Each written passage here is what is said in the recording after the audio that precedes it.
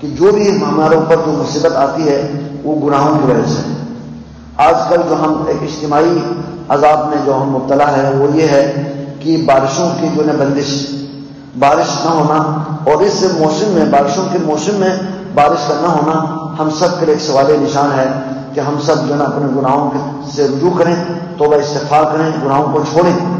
یہ گناہوں کی وجہ سے ہوتا ہے۔ جو بھی مصیبت آتی ہے یہ اللہ کا فیصلہ ہے۔ وما اصابتکم من مصیبہ فبما کسبت ایدیکم ویعفو عن کثیر۔ اللہ تعالیٰ تو ویسے ہی معاف کرتے ہیں، ورنہ تو جو بھی مصیبت آتی ہے وہ گناہوں کی وجہ سے۔ یہ میں نے بالکل وضاحت کے ساتھ اس کا میں نے بیان کیا ہے، تو اس کو دوبارہ دہرانے کی ضرورت نہیں ہے، صرف بات کو چلانے کے لیے، ایک سلسلے کے لیے میں اس کو بیان کر رہا ہوں۔ یہ توبہ استغفار کی بڑی بڑی اہمیت ہے۔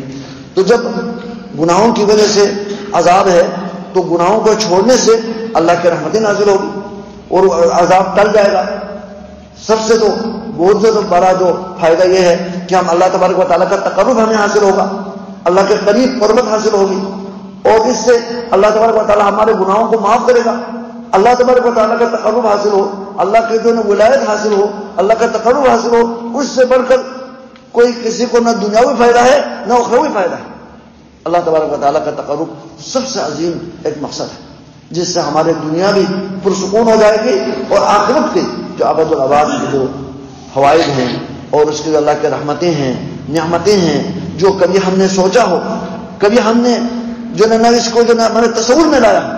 اور کبھی ہمارے ان نعمتوں کے بارے میں ہمارے کان نے کبھی سنا ہو، نہ کسی آنکھوں نے اس طرح کی نعمتیں دیکھی ہو، ایسی ایسی نعمتیں اللہ نے ہمارے لیے تیار کر رکھا ہے، جو اللہ تعالیٰ کے مقرب بندوں کے لیے، توبہ استغفار کرنے والوں کے لیے، رجوع کرنے والوں کے لیے، انبیاء کے طریقوں کے اوپر چلنے والوں کے لیے، خاص طور پر ہمارے نبی کریم صلی اللہ علیہ وسلم،